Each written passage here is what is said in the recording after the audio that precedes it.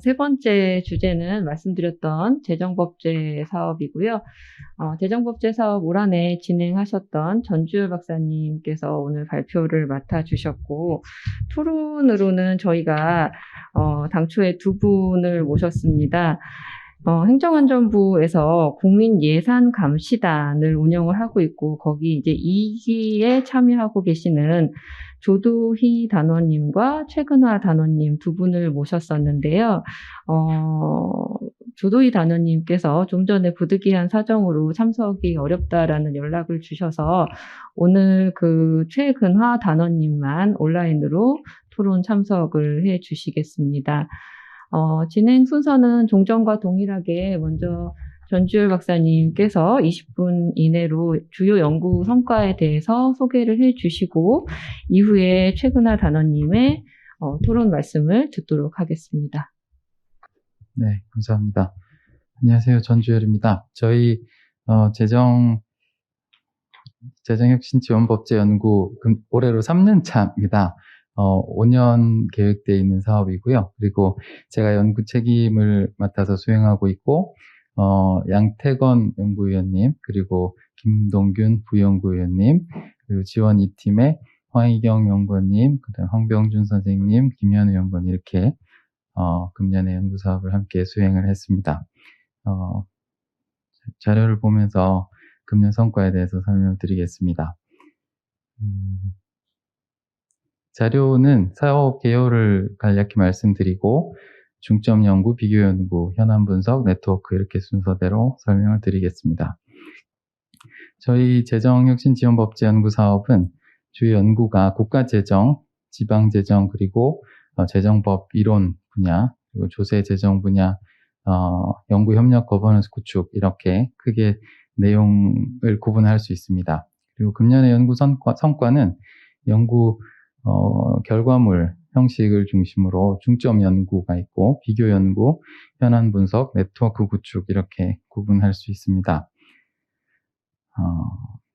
중점 연구를 하나씩 설명을 드리겠습니다. 제가 연구 책임을 맡아 수행한 지방보조금 관리 혁신을 위한 법제도적 방안 연구. 이 연구는 금년에 제정돼서 시행된 지방보조금법에 관한 연구입니다. 지방보조금법이 기존의 지방재정법 안에 있다가 분법되어 나오면서 지방자치단체가 교부하는 지방보조금의 특유한 사항들을 법률로 따로 제정을 했는데 이제 시행을 하면서 예상되는 법적인 쟁점 그리고 좀 중장기적으로 지방보조금 행정이 어떻게 개선될 수 있는가 하는 관점에서 법제도적인 개선 방안을 다룬 연구입니다.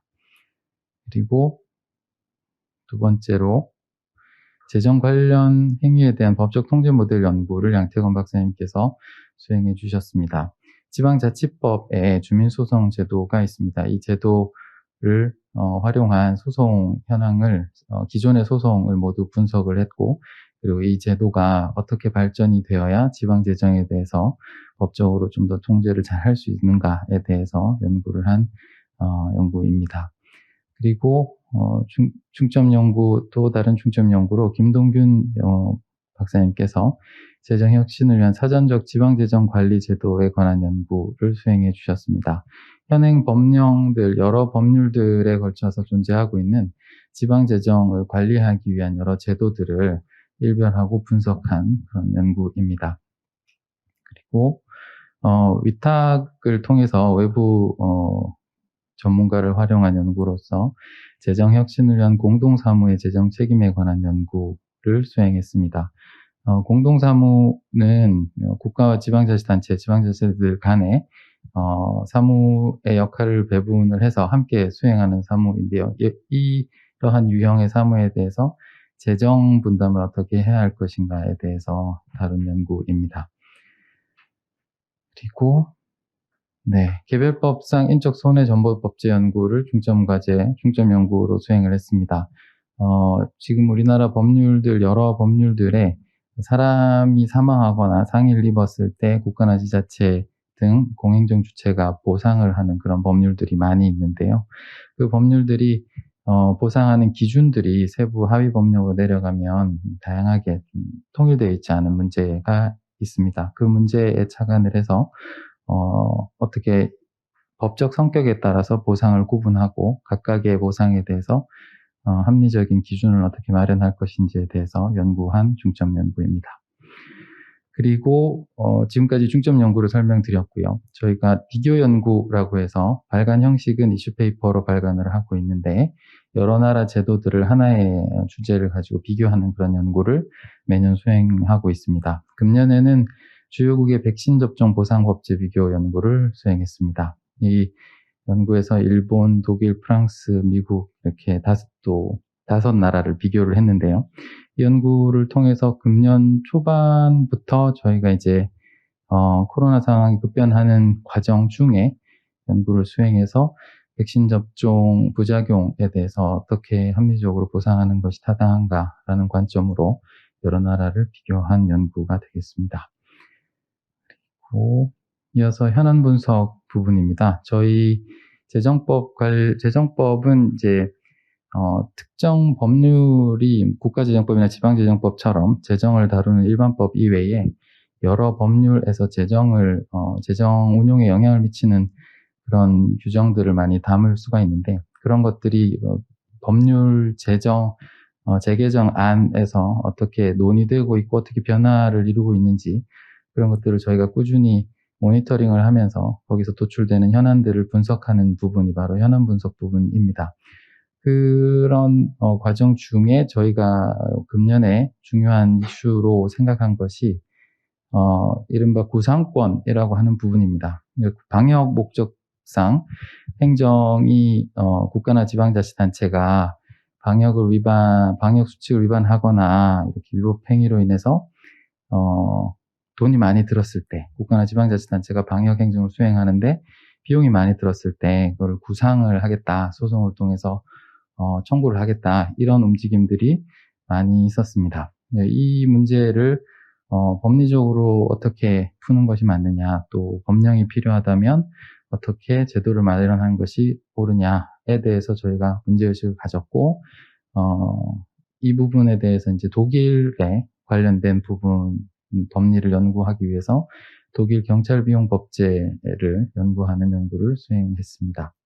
이기춘 교수님 외부 위탁을 통해서 이슈페이퍼 형식으로 발간을 했습니다.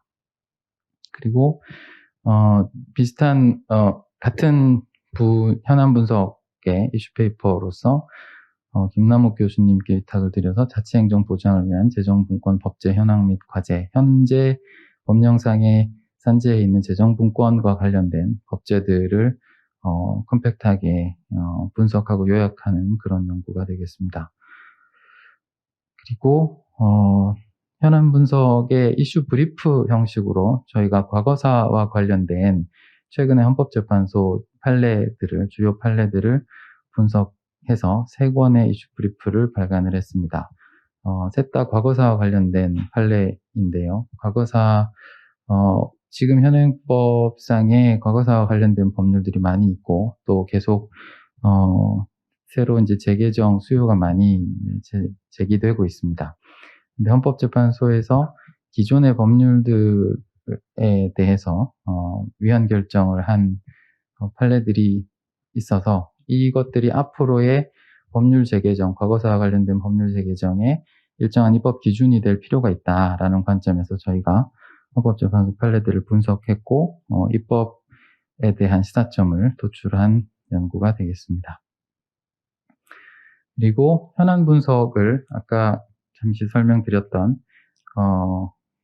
것처럼 저희가 법률 재개정안에 대해서 지속적으로 모니터링을 하면서 주요한 재정법 영역의 재정 운용이나 재정법 제도 변화에 중요한 의미가 있는 법률들에 대해서 지속적으로 모니터링을 하고 검토를 하고 있습니다. 특히 기획재정부에서 검토 의뢰가 오는 법률에 대해서 심층 검토를 수행한 법률안 등이 지금 금년에 24건 보시는 바와 같이 수행이 됐습니다. 그리고 심층 검토 이외에 재정 수반 사항, 재정 관련 사항, 재정 법제도 관련 사항들을 기초적으로 검토하는 법률들이 있었고요. 이 법률들에 대해서 저희가 꾸준히 모니터링한 것을 자료집으로 만들어서 성과로 저희가 금년에 연구를 수행을 했습니다. 그리고 네트워크 부분입니다. 저희가 정부 부처의 입법 정책 수요를 적극적으로 반영을 하기 위해서 5차례에 걸쳐서 기획재정부, 법제처, 행정안전부 등과 5차례에 걸쳐서 정책실무협의회를 거쳤고, 이 과정을 통해서 그 앞에서 설명드렸던 중점 연구나 여러 가지 연구의 주제에 대해서 정부 부처의 수요를 저희가 파악하고 연구 사업에 반영을 했습니다.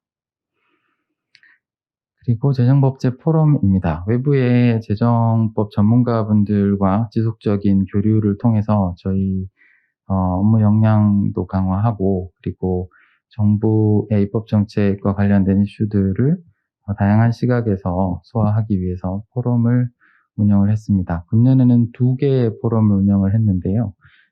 격월로 하나는 국가재정혁신분과로서 국가재정법의 주요 주제들을 4차례에 걸쳐서 다루었습니다.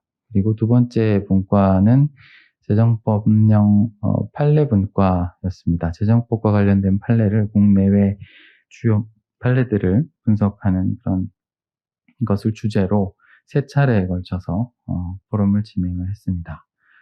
4차례가 예정이 되어 있었는데 마지막에는 공동학술대회를 겸해서 포럼을 진행을 했습니다.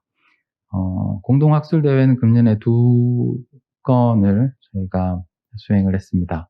하나는 한국재정법학회와 가졌던 11월에 그 학회였고요. 또 하나는 한국재무행정학회와의 학회였습니다.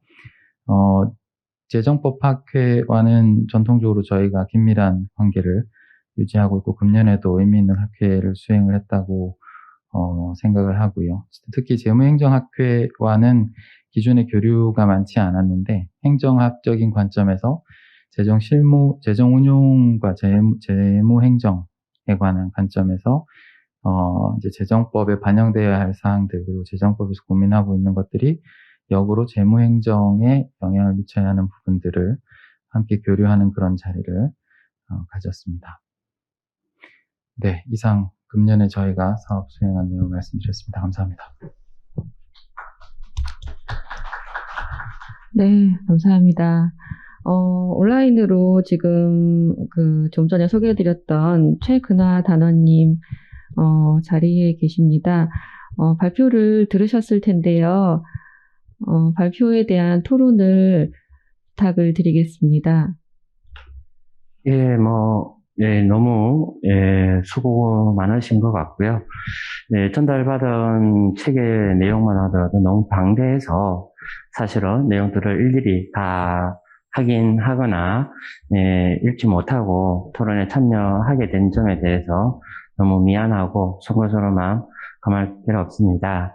사실 여러 파트들을 많이 다룬 것 같아서 사실 잘 모르는 파트도 많고 그런 측면인데요. 저는 개인적으로 사실 이제 내년부터는 지방의회에서도 인원을 충원하게 되고, 또한 본격적으로 자치경찰제가 도입되는 측면에서 기본적으로 자치분권이라는 입장과 지방재정의 독립 그리고 분리에 대해서는 필요성을 공감하고, 또한 그러한 내용들이 지방자치제도와 함께 가야 될 문제인데, 중요한 것은 대한민국 국민으로서 어느 지역에 있던 어느 지역에 살던 국민의 안녕과 복지는 우선적으로 지원돼야 될 문제가 크기 때문에 자치분권과 지방자치라는 내용으로 해서 재정적 지원이 한쪽으로 쏠림 현상이 일어나지 않도록 해야 되는 내용들이 필요하지 않을까라는 생각을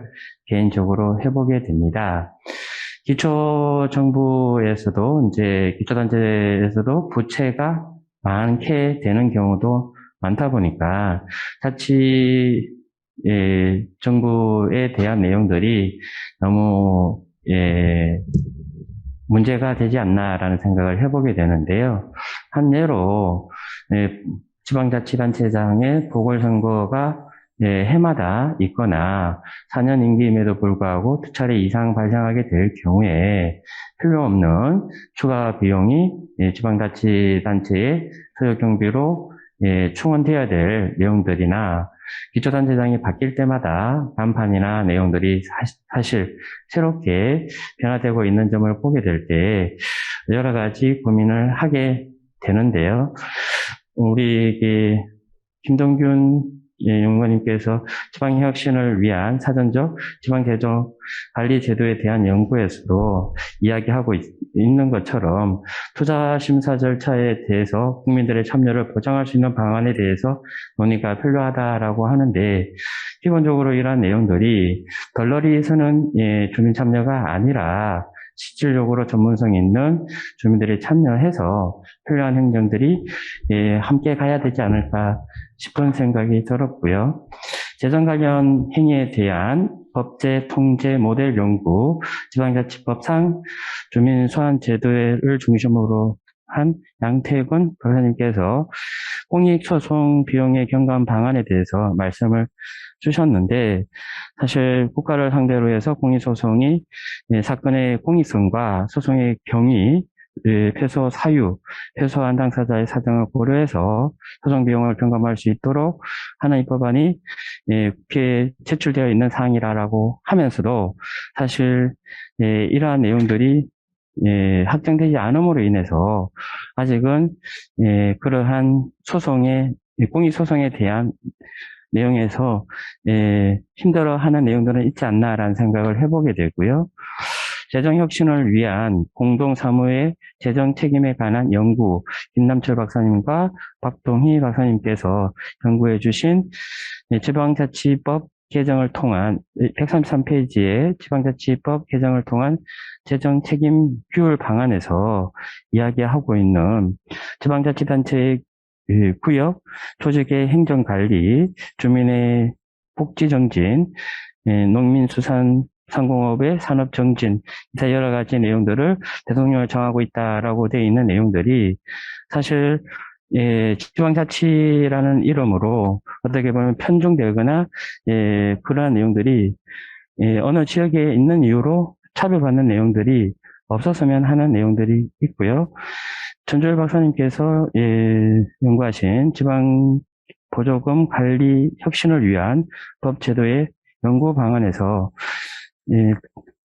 언급하고 있는 49페이지에 법률상 규율의 핵심은 보조하는 자가 하는 보조 행위의 적법성이다라는 내용에서 예산 계상의 신청 절차부터 시작해서 이러한 내용들이 공정하게 이루어져야 된다. 그래서 적법성이란 재량의 이탈과 남용으로 인한 유법성을 포함한다라는 내용들이 참 적절한 내용으로 보이는데요.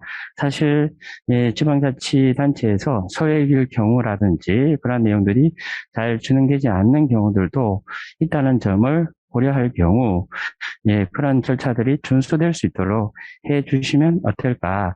사실 여러 방대한 내용들을 이렇게 연구해 주시고 성과로 만들어 주신 거에 대해서 다시 한번 감사를 드리고요. 다만 그러한 연구가 연구로 끝나는 게 아니라 실효성 있는 정책으로, 또한 그것이 차별적 지방자치 제도가 아니라 그것이 전 국민의 공유와 정진이 고려될 수 있는 분권 시대가 되어야 되지 않을까라는 생각을 해보게 됩니다. 내년부터 본격적으로 올해부터 시작했긴 했으나 자치경찰 제도와 그리고 이제 공무원 정원이라든지 사회복지 관련해서는 더더욱 그러한 내용들이 필요할 텐데, 그런 것들이 지방 재정에 대해서 재정적 지원이라든지 내용들이 복합적으로 잘 환산되어서 차별 없는 내용들이 될 수 있도록 일정 부분은 국가가 부담하고 일정 국가가 그것을 유지할 수 있는 체계를 가져야 되지 않을까라는 생각을 해보게 되는 것이라서요. 그런 내용들을 진행할 수 있도록 해주시면 또 감사하겠다라는 생각이 들어서 제 내용을 말씀드렸습니다. 감사합니다. 네, 토론 감사드립니다.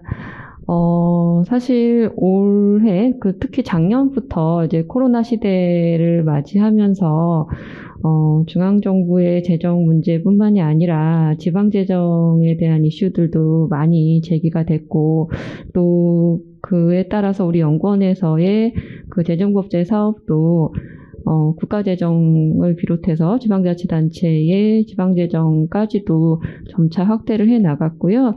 또 파트너십도 이제 행정안전부와도 좀 계속적으로 가져가고 있는 중입니다. 그래서 토론자께서 말씀해 주신 바와 같이 개별 연구 주제들 중에서도 이제 지방재정에 대한 부분들이 상당수 포함이 되어 있었고, 또 그런 부분에 대한 코멘트를 해주셔서 감사드립니다.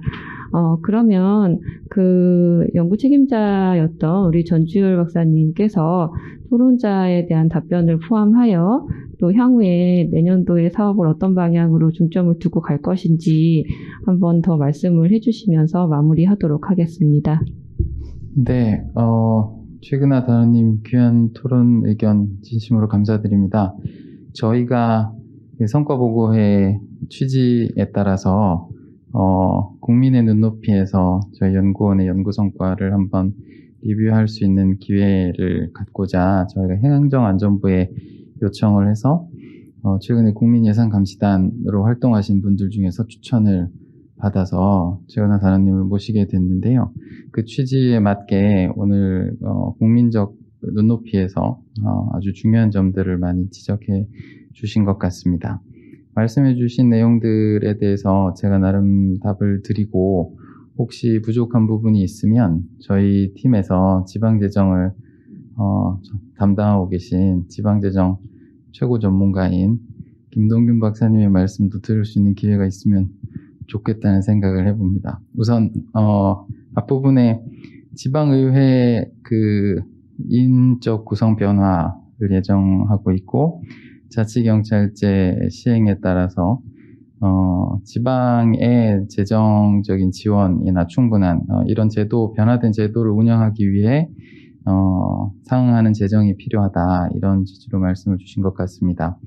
또 중요한 쟁점으로 이제 선거를 하게 될 때, 보궐선거나 또 지자체장이 바뀔 때마다 드는 이제 경상 운영비에 해당하는 비용들 상황에 따라서 이렇게 더 많이 소요될 수가 있는데, 이런 부분들이 자치재원으로 감당하기에는 말씀 그렇게 안 하셨지만 좀 버거울 수 있다, 이런 취지를 담고 계시지 않는가 생각합니다. 생각해보지 못한 문제인데, 보궐선거를 해야 되는 상황이 여러 번 생기면 자치재원이 열악한 지방자치단체 입장에서는 굉장히 곤란한 상황에 빠질 수 있겠다, 이런 생각이 들고, 또 지방의 재정 상황에 따라서 이런 상황이 생기는 것이 굉장히 심각한 타격을 야기할 수도 있겠다, 이런 생각이 듭니다. 이 부분은 저희가 선거비용, 특히 선거비용은 지금 지방자치단체 단체장이나 지방선거에서 비용을 어떻게 국가와 지방 간에 어떻게 분담하는지에 대해서는 저희가 아직 연구를 해보지 못했는데요. 이 부분에 대해서도 기회가 되면 좋은 연구 주제가 될 것 같습니다.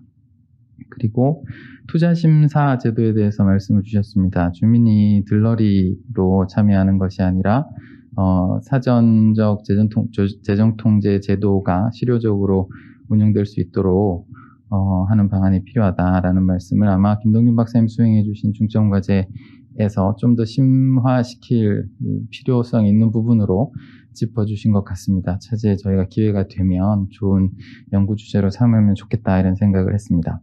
그리고 양태원 박사님 중점과제에 대해서 공익소송 제도에 대해서 말씀을 해주셨는데, 이 부분은 제가 연구 수행하는 것은 아니지만 옆에서 이제 사업 책임자로서 그냥 의견을 간단하게 좀 드리면요, 그 재정 작용을, 그러니까 예산을 쓰는 행위를 사법적으로 통제한다라는 것이 갖는 근본적인 한계가 있습니다. 그러니까 어떤 사법 권력과 행정 권력 간의 권력 분립의 관계에서 어떤 객관적으로 드러나는 처분이나 법령을 만드는 이런 행위들, 법률 행위, 의사의 의사를 핵심으로 하는 법률 행위 말고 돈을 쓰는 이게 법률 행위랑 구분을 하자면 사실 행위에 해당하는 이런 작용들을 어떻게 소송물로 포착할 것인가라는 관점 자체가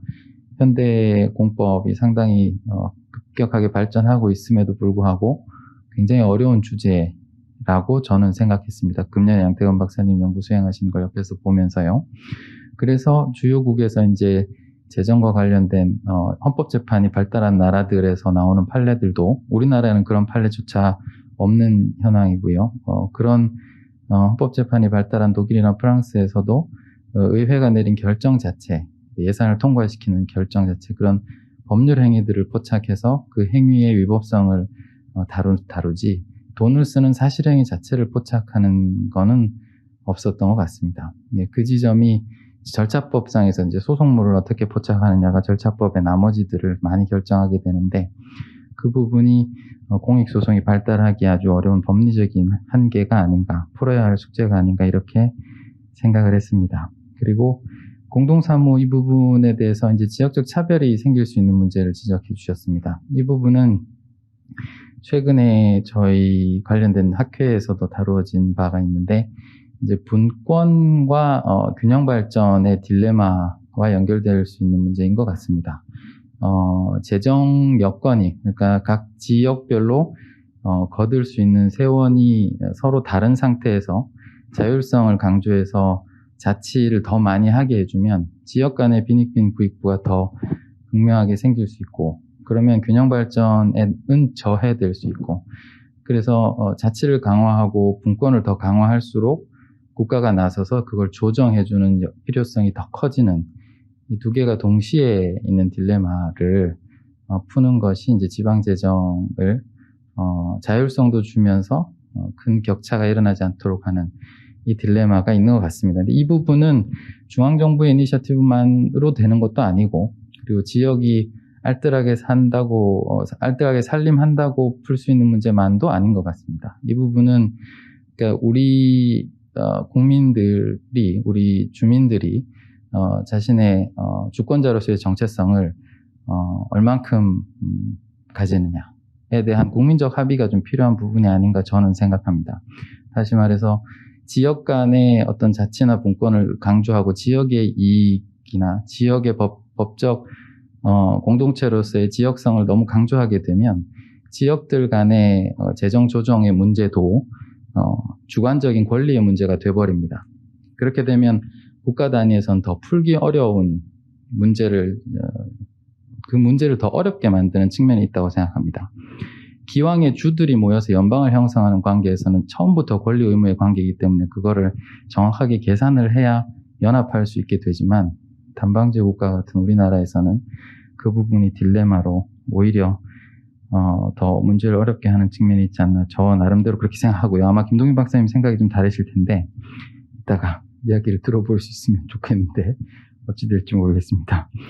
그리고 마지막으로 지방보조금 연구에 대해서 예산 계산 절차상의 적법성 준수가 중요하다라는 언급을 제가 이제 연구보고서에서 한 부분을 짚어주셨습니다.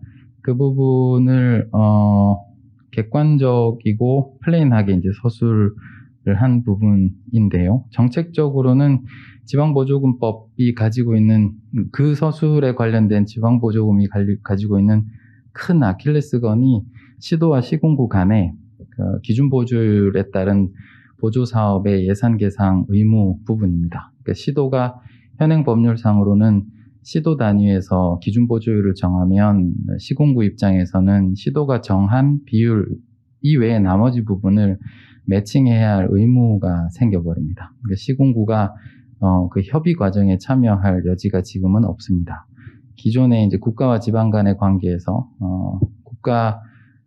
국비 보조 사업에서 이제 국비의 비율을 국가 보조금법상 그 시행령으로 정하면 시도나 시군구에서 나머지 부분을 매칭해야만 했던 그 문제가 지방보조금법에 그대로 시도와 시군구 간에 있습니다. 이제 이 문제를 어떻게 앞으로 풀 것이냐의 문제는 이제 제가 다룬 그 보고서의 주제보다는 좀 더 큰 문제라고 생각합니다. 그러니까 기존의 국가와 지방 간의 그 기준 보조율로 하는 사업들의 사업 성격을 뭘로 볼 거냐.